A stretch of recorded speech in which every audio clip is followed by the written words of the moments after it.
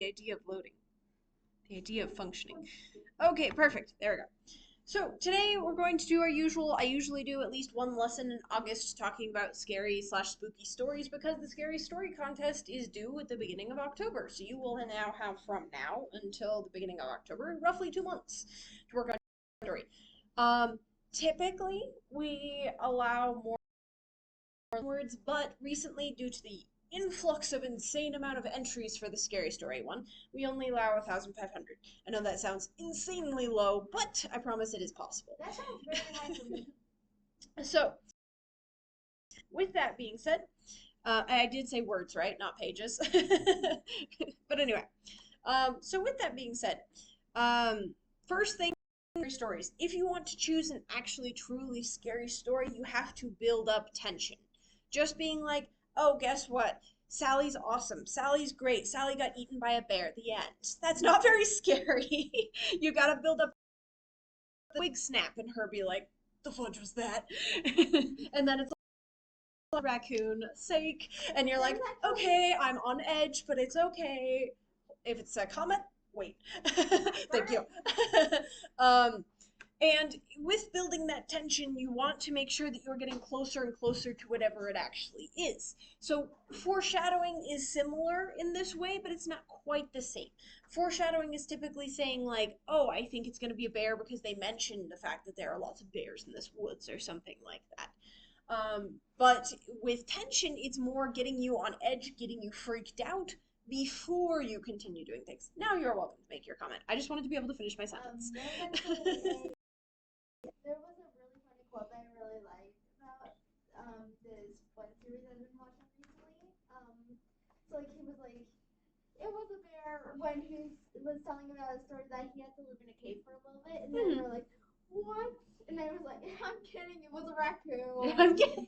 Exactly. So with those kinds of things, sometimes even Joy's doing a psych out. That's why, tropes like it was secretly a cat or it was secretly a raccoon are such common tropes in scary movies because of the fact that when we are on edge, when we have high tension, the littlest sound makes us go, ah, and then JK, it's nothing to be worried about. And then later, when they do need to worry, you as a reader are going, no, it's time to worry. And they're like, psh, well, I worried earlier, so it's fine now. So that can also be kind of fun too, the kind of scenario where you have them, you pretend to die and then they're like, "Oh my gosh, Stacy!" and it's like, "Haha, I'm just messing with you," and then Stacy actually dies.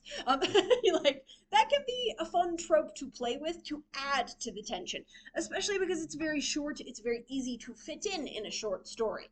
It's a way to build tension without like chucking a whole bunch of stuff in there. Because the one problem with building tension, it's very hard to do in a small amount of words.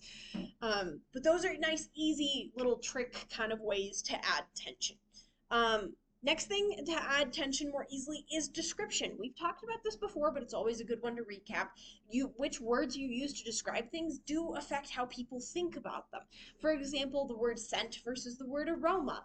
Aroma sounds more pleasant, sounds more ethereal, whereas scent just sounds kind of like the word said in regard to Or speaking. like It's stench. exactly, or stench, exactly. That's a great example. Thank you. Stench makes you immediately be like, ooh, gross. So if you're saying her pleasant stench, that doesn't fit. Try again. Use a different word. Whereas if you're trying to describe, for example, the stench of blood, all of a sudden you're like, whoa, that's visceral, right? That makes you feel very intense, very in the moment.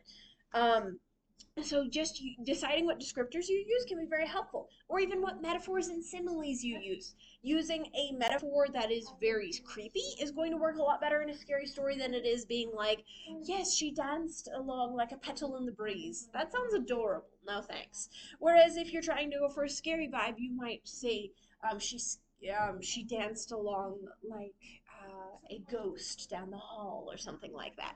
That gives you more of an eerie vibe, immediately makes you go like, nope. Which you want that nope vibe if you're trying to add that tension once again. All right, next thing to mention, psychological thrillers are going to be so much easier to achieve in a short amount of time than it is going to be to do slasher types. And why? Is because of the fact that we experience violence, unfortunately, way too often in today's society. As a result, just being like, oh no, they're shot and bleeding, we're kind of like, oh no, they're shot and bleeding.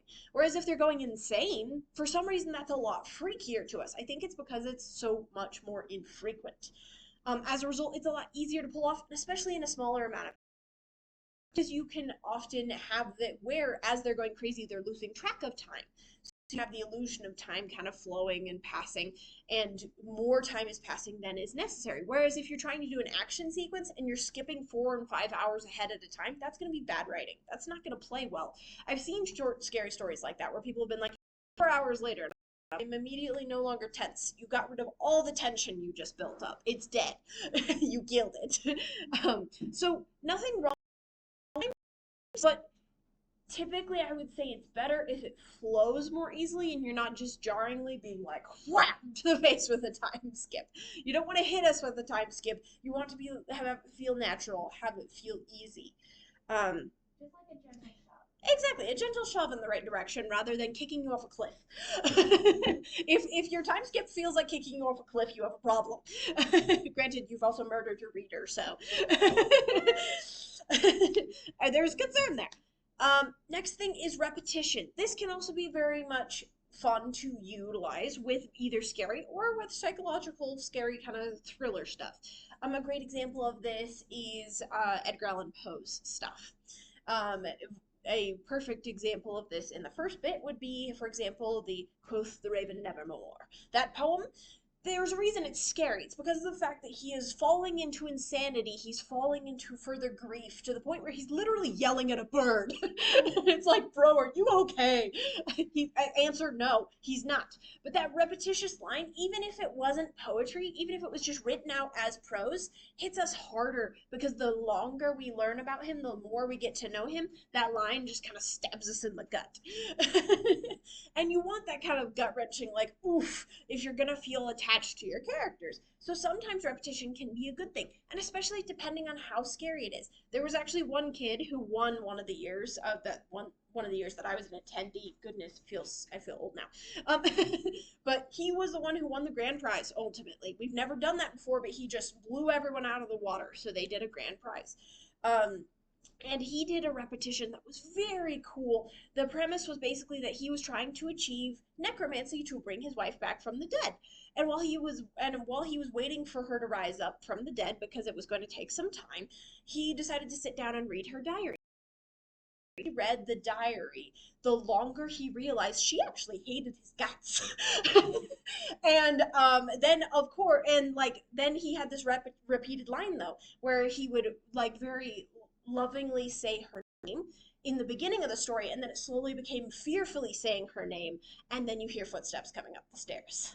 And you're like, no, no, I'm out. It was the coolest story, but it was also so freaky. And so that repetitious line became that, and the way it changed from being this loving, like, I'm so excited to have her back and saying her name over and over again, and then going to like, oh shoot, saying her name like, no, no, bad. The tonal change made it so that it was just fascinating to read and gave this extra quality to it. Um, with repetition, obviously, you can do too much, but that's rare if you're doing it with good doses of prose in between. You do have to have at least, I'm going to say, a couple sentences in between each repetition. If you do any less than that, it's going to feel a little weird. It's going to feel a little much. All right. Next, last thing that I'm going to mention before you guys can ask any questions that you want regarding the scary story genre, humor. We allow humor, and when we say scary story and humor, you might think, well, that sounds dumb. Not necessarily. There can be things that have humor in them that are very scary, first of all. And you can also have something with a humorous ending or a twist on it. One of the young ladies that won one of the years for the Scary Story contest had this very original idea where the whole concept was that this person woke up, right, in her house, and she was freaking out because she was like, oh my gosh, my whole family's gone, and there's this stranger in my house. What the heck? What happened? What happened to my family? And then at the end of the story, you realize she's a dog. Her family's gone on vacation. Exactly. And so it was very creepy and very scary, and we were like, what's happening? And then you realize it's a dog, and you're like, So humor can be a very good way to end things. That just absolutely sealed the deal. I was like, this is a pretty well written story, and then I was like, that was good. Good twist. Comment or question. This is a comment. I Mhm. actually have a very funny thing where whenever something gets scary, my characters have a habit of throwing people out the window. See, you can also have humorous moments like that, or even just humorous moments between the characters if they're like very scaredy cats. Or something like a classic one is when something scary happens, the other one trying to shove the other one through the door, and it's like, no, you go check it out, no, you go check it out, and that's always like lightens the mood in such a way that the reader feels good about being scared. They're like, I can keep reading this because I'm not so scared that I'm unable to function. So sometimes humor can kind of lighten that mood. You have to be careful if you just add a random joke for no reason. That can be hard. That can be like jarring. But if you're consistently adding jokes or having a plot twist at the end that's a joke, that can be a really great way to kind of like make it even funnier and even more enjoyable for your readers. And even if you wanted to do a humorous spooky story, we accept those. If it's a really well written, humorous story, it might actually beat out the scariest of scary stories because what we're looking for ultimately at the end of the day is a Halloween themed, scary story themed, not necessarily scare you to the end of the night, never be able to turn your lights off again, story. So as a result, that's more a theme thing we're going for. What we're looking for first and foremost is good quality writing. So focus on writing a good quality story and add some spooky elements, add some Halloweeny elements.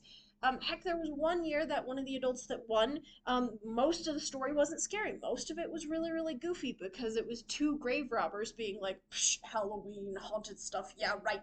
And then there's the skeleton following them, and you're like, no, stop. But you're also laughing at the same time because they keep making dumb comments like, Psh, ghosts aren't real. And I'm like, there's following you.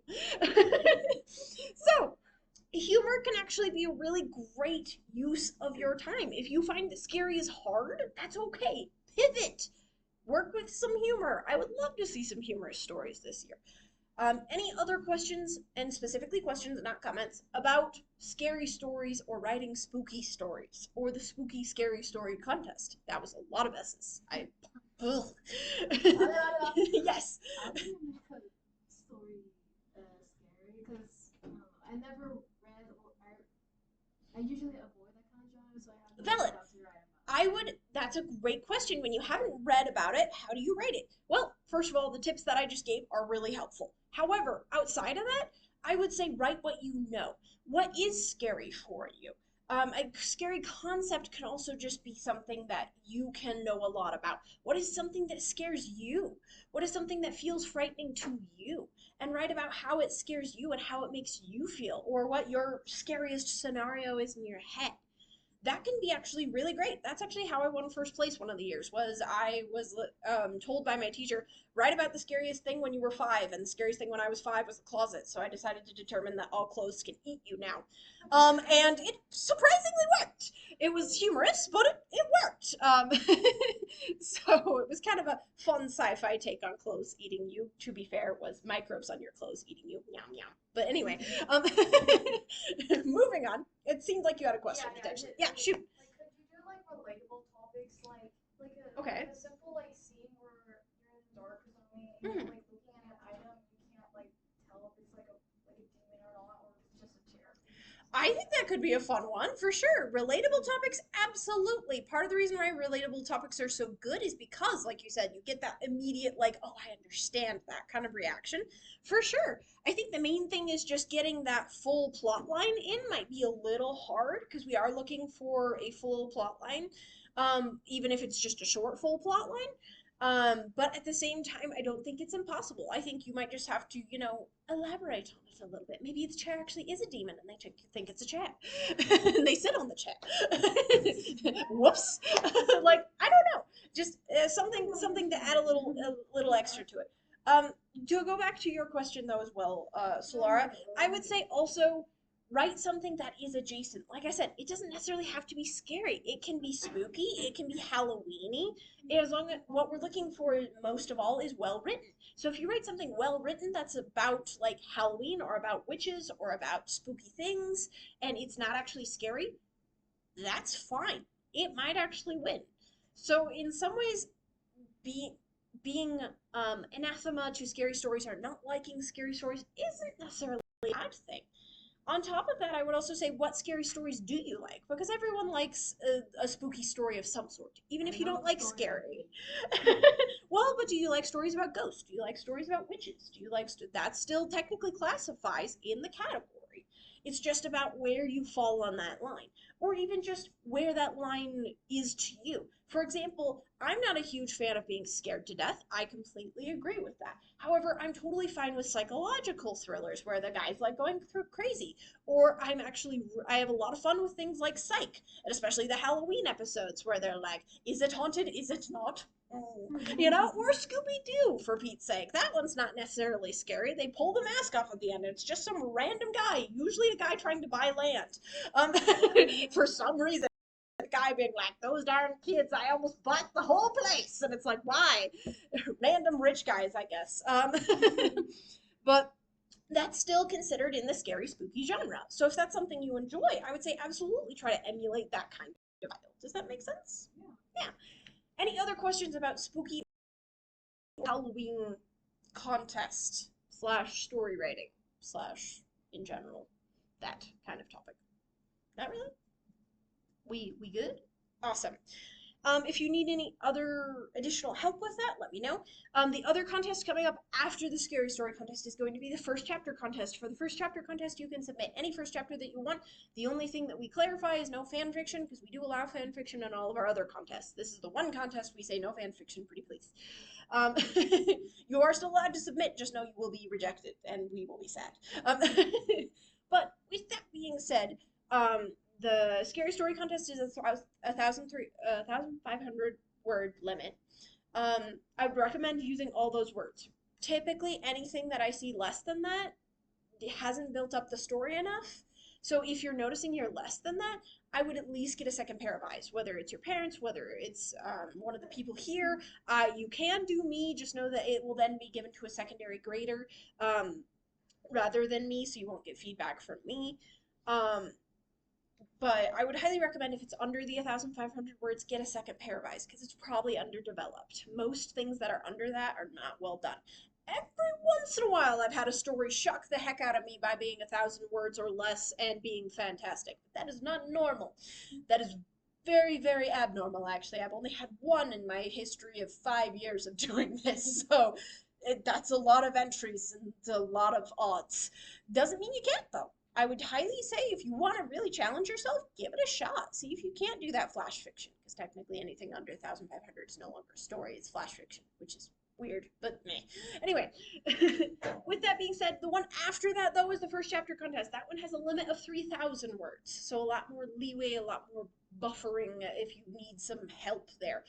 And you can do anything you want. There's no prompt. The only prompt is not fan fiction, first chapter. Yay. And obviously don't use AI. I should hope you're all not going to do that, but at the same time, I have to put that on the dang thing now anyway. Um, with that being said, if you guys have any additional questions about writing or the writing contest, feel free to let me know after I turn off the video. I'm going to turn off the video now, and hopefully you guys can just either enjoy writing or talk to each other or whatever feels best for you.